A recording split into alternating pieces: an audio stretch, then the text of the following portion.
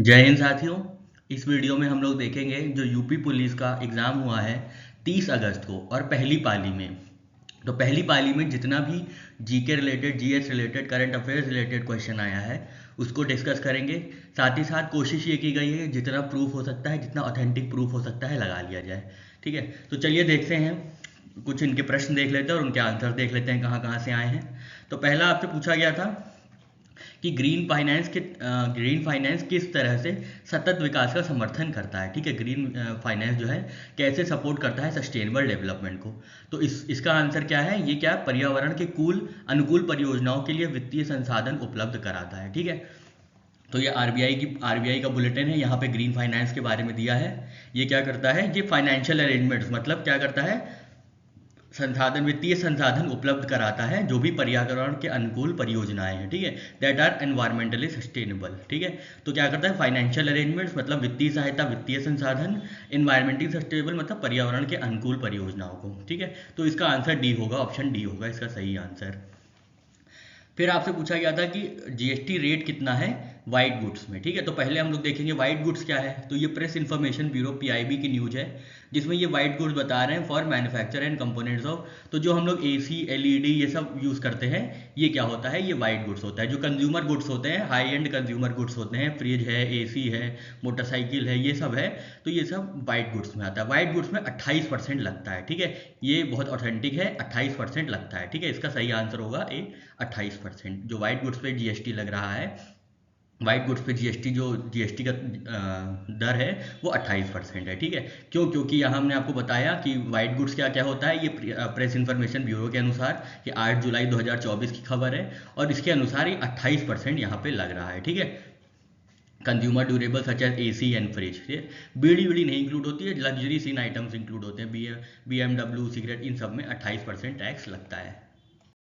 फिर आपसे पूछा गया था भारत का सबसे बड़ा वन कहाँ है। तो ये तो सुंदर वन है। ठीक है, सबसे बड़ा है सुंदर वन। ठीक है, ये देखिए holds title of India's largest forest, लगभग 10,000 किलोमीटर स्क्वायर की क्षेत्र में फैला हुआ है। ठीक है, ये तो इसका आंसर सुंदर वन होगा, इसका कोई वही नहीं है, मतलब इसमें कोई संदेह नहीं है। फिर आपसे पूछा गया था लठमार होली कहाँ खेली जाती है। तो ये बरसाना में खेली जाती है। ठीक है, बिल्कुल सही बात है। इंडिया टाइम्स की खबर है ये 14 मार्च 2024 की, कि बरसाना मथुरा में जो है लठमार होली खेली गई। ठीक है, बिल्कुल सही आंसर है ये, इसमें कोई संदेह नहीं, कोई डाउट नहीं।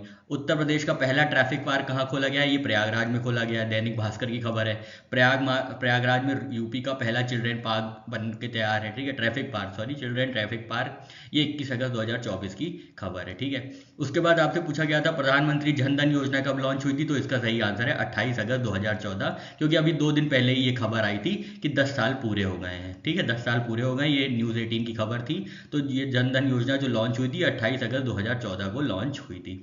ठीक है, फिर आपसे पूछा गया था कि भारत कौन से देश के साथ सीमा साझा नहीं करता है। ठीक है, तो बांग्लादेश के साथ करता है, म्यांमार के साथ करता है, मालदीव के साथ नहीं करता, चीन के साथ करता है। ठीक है, तो इसका सही आंसर होगा मालदीव। ठीक है, मालदीव के साथ नहीं करता है।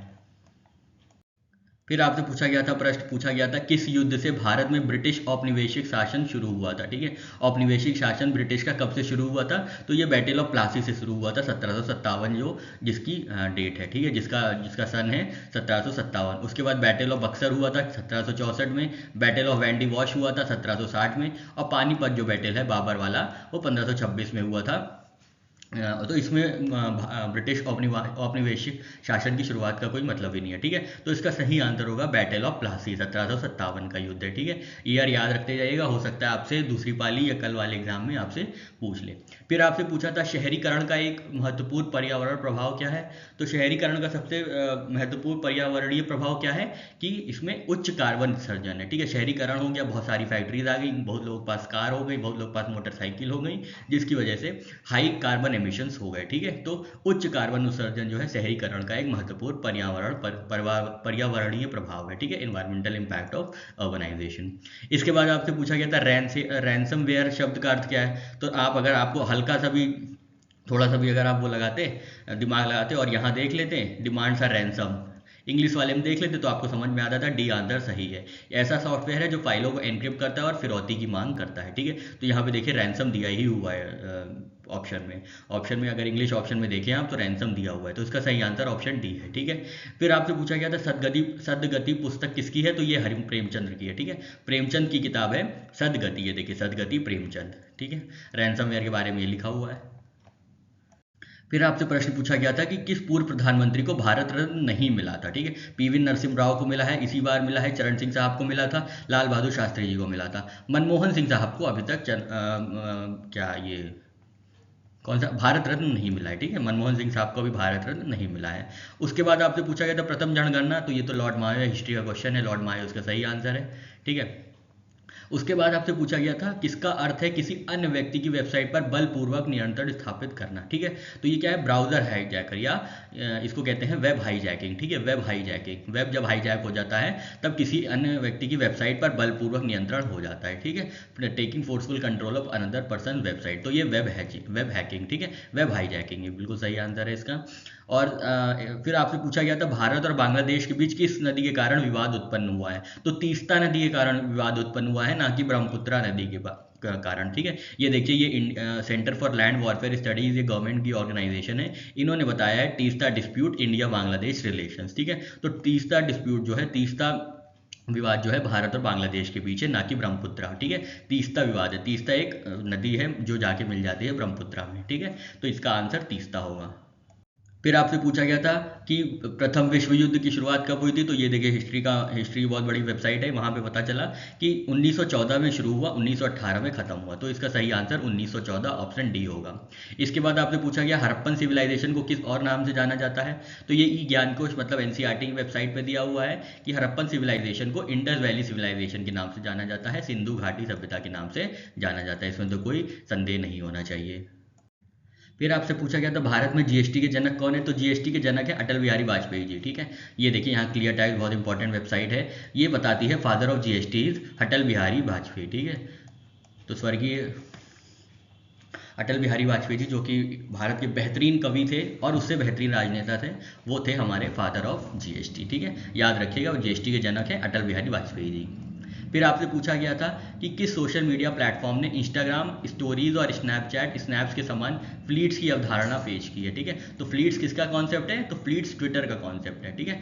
ट्विटर का कॉन्सेप्ट है, ट्विटर हैज, ये फोर्ब्स की उसमें दिया हुआ था और ट्विटर की वेबसाइट पे भी है, ठीक है। Twitter has stories called fleets, ठीक है। तो ट्विटर का ये आंसर होना चाहिए, ट्विटर इसका आंसर होना चाहिए, ट्विटर ने दिया है कॉन्सेप्ट ऑफ फ्लीट्स। इसके बाद आपसे पूछा गया था कौन सा शब्द विशिष्ट नियमों के अनुसार टिप्पणियों या अवलोकनों को संख्याओं निर्दिष्ट करने के लिए प्रक्रिया का वर्णन करता है, ठीक है। तो ये ई ज्ञान कोश से लिया गया, ये मेजरमेंट इसका सही आंसर होगा। Is assigning numbers to objects और इवेंट्स अकॉर्डिंग टू रूल्स, ठीक है। तो ये देखिए process of assigning numbers to observation according to rules, तो ये क्या है, ये मेजरमेंट होगा, इसका सही आंसर मेजरमेंट होगा, ये एनसीईआरटी की वेबसाइट में दिया है, ठीक है। फिर आपसे पूछा गया था भारतीय संविधान में कौन सा अनुच्छेद वाक्य स्वतंत्र अभिव्यक्ति की स्वतंत्रता से संबंधित है, ये 19 से संबंधित है, इसको आपको पता होना चाहिए, ये कॉन्स्टिट्यूशन ऑफ इंडिया की वेबसाइट पे है। Article 19 all citizen have right to freedom of speech and expression, ठीक है। तो अभिव्यक्ति की स्वतंत्रता कहाँ दी गई है, आर्टिकल 19 में, अनुच्छेद 19 में दी गई है। फिर आपसे पूछा गया था भारत के किस शहर में दुनिया के 90% छोटे हीरे संसाधित होते हैं, ठीक है। छोटे हीरे मतलब स्मॉल डायमंड्स प्रोसेस होते हैं, तो ये इसका सही आंसर है सूरत, ठीक है। ये देखिए लगभग 90% जो है दुनिया का डायमंड जो है प्रोसेस होता है, पॉलिश होता है सूरत में, ठीक है। बिजनेस इनसाइडर की खबर है, बहुत ही ऑथेंटिक वेबसाइट है। इसके बाद आपसे पूछा गया था total forest cover in India as per 2011 census, बड़ा ही अजीबोगरीब क्वेश्चन था, बताइए 10 साल पुराना क्वेश्चन, 10 क्या 12-13 साल पुराना क्वेश्चन है ये, कि 2011 की जनगणना, ऊपर से ये दिए हैं सेंसस भी नहीं दी, मतलब स्टेट ऑफ फॉरेस्ट रिपोर्ट नहीं दिए हैं, सेंसस दिए हैं, जनगणना दी है। जनगणना कभी ये कहाँ करता है, जनगणना तो अपना कितने लोग हैं, क्या किनके पास क्या क्या सामान है, ये सब जनगणना करता है। ये जो करता है फॉरेस्ट कवर तो देखता है, तो जो India state of forest report होती है वो ये सब मेजर करते हैं, ये सेंसस थोड़े ना मेजर करता है।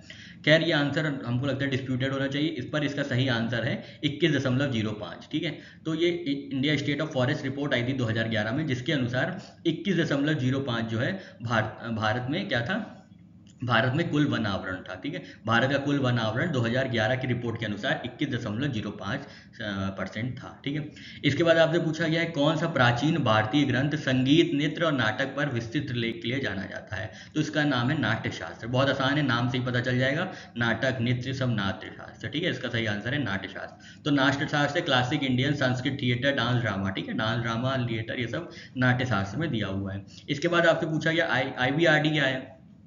तो यह एक संयुक्त राष्ट्र एजेंसी है जो गरीबी उन्मूलन और सामाजिक विकास पर ध्यान केंद्रित करती है। बिल्कुल, ये IBRD से हमने लिया है, उनकी वेबसाइट पर दिया हुआ था कि ये क्या करते हैं, ये कंट्रीज़ को रिड्यूस पॉवर्टी करने में हेल्प करते हैं। मतलब कंट्रीज़ में गरीबी उन्मूलन के लिए इनको वित्तीय संसाधन प्रोवाइड करते हैं। वित्तीय संसाधन की जो भी मदद हो सकती है प्रोवाइड करते हैं। ठीक है, वित्तीय सहायता प्रोवाइड करते हैं किसको, जो छोटे छोटे देश हैं, जो गरीब गरीब देश हैं, ताकि वहाँ से गरीबी उन्मूलन हो सके। ठीक है, तो पहला आंसर इसका, पहला ऑप्शन इसका सही होना चाहिए। फिर आपसे पूछा गया था हरित क्रांति जिसने कई विकासशील देशों में कृषि उत्पादन में उल्लेखनीय ढंग से वृद्धि की है, मुख्य रूप से शामिल थे। तो हरित क्रांति में क्या था, हरित क्रांति में हाई यील्डिंग वैरायटी सीड्स और केमिकल फर्टिलाइजर्स, उच्च उपज किस्म की बीज और रासायनिक उर्वरक। ठीक है, तो ये देखिए NCERT में लिया हुआ है कि greater knowledge in the form of improve production technology. Production technology कौन सी है, तो प्रोडक्शन टेक्नोलॉजी है हमारी उच्च उपज किस्म की बीज और रासायनिक उर्वरक। तो इसका सही आंसर ऑप्शन डी होना चाहिए। ठीक है, इसके बाद पूछा था कि the research that applies laws at the time of field study to draw more and more clear ideas about the problem. समस्या के बारे में अधिक से अधिक स्पष्ट विचार प्राप्त करने वाले के लिए क्षेत्र अध्ययन के समय नियमों को लागू करने वाला अनुसंधान है। तो ये प्रायोगिक अनुसंधान होता है, एक्सपेरिमेंटल रिसर्च। ठीक है, इससे एक्सपेरिमेंट किए जाते हैं और अधिक से अधिक स्पष्ट विचारों को प्राप्त किया जाता है। ठीक है, तो ये एक्सपेरिमेंटल रिसर्च होगा इसका आंसर। फिर आपसे पूछा गया था केंद्रीय विश्व कृषि विद्यालय कहाँ स्थित है। तो ये मणिपुर में स्थित है। ये देखिए इसकी वेबसाइट है सेंट्रल एग्रीकल्चर यूनिवर्सिटी, यूनिवर्सिटी इन मणिपुर। ठीक है, सेंट्रल एग्रीकल्चर यूनिवर्सिटी कहाँ है, तो मणिपुर में स्थित है। फिर आपसे पूछा गया था कि आर्कटिक परिषद जलवायु परिवर्तन और आर्कटिक प्रशासन की संबंधित कैसे मदद करती है। ठीक है, तो आर्कटिक काउंसिल की ये वेबसाइट थी, वहाँ से लिया गया है। ये बताते हैं क्या करते हैं, ये कॉपरेशन, कोऑर्डिनेशन और interaction among Arctic states, Arctic indigenous people and other Arctic inhabitants. ठीक है, तो जहाँ पे सारे आर्कटिक वाले काम होंगे वही ये करेंगे। ठीक है, तो by focusing on promoting economic development, नहीं ये काम नहीं करेंगे। By regulating is governing body, बिल्कुल सही बात है। And dictate laws and for all Arctic nations, हाँ बिल्कुल सही बात है, ये ऑप्शन बी होना चाहिए। ये एक ऐसी शासी निकाय के रूप में विनियमन करके जो सभी आर्कटिक देशों के लिए कानून और विनियमों को निर्देशित करता है। ठीक है, जो कानून और विनियम बनाता है सभी आर्कटिक देशों के लिए, वो होता है आर्कटिक काउंसिल या आर्कटिक परिषद जलवायु परिवर्तन वाला नियम। ठीक है, इसके बाद पूछा था आपसे भारत के प्रथम राष्ट्रपति, तो ये तो डॉक्टर राजेंद्र प्रसाद है, इसमें तो कोई संदेह नहीं है। ठीक है, फिर आपसे पूछा था मानव अधिकार में दोनों शामिल है। तो मानव अधिकार में क्या शामिल है, राइट्स भी हैं, अधिकार भी है और दायित्व भी है। ठीक है, अधिकार है और दायित्व भी है। हालांकि इसका कोई सटीक आंसर नहीं मिल पाया, पर हमारे हिसाब से दायित्व भी होगा और अधिकार भी होगा। ठीक है, उसके बाद आपसे पूछा स्पेस एक्स के सह संस्थापक कौन है। तो इलॉन मस्क है। ठीक है, इलॉन मस्क साहब जो हैं ये 2002 में स्पेस एक्स को फाउंड किया था इलॉन मस्क साहब ने। ठीक है, स्पेस एक्स की वेबसाइट पे भी है, ब्रिटानिका पे भी है कि जो इलॉन मस्क साहब है इन्होंने इसकी स्थापना की थी। अंकटाड का पूरा नाम क्या है, तो ये देखिए United nation conference on trade and development. ठीक है, ये conference on trade, option A. ठीक है, conference on trade and development. ठीक है, ऑप्शन ए इसका सही आंसर है।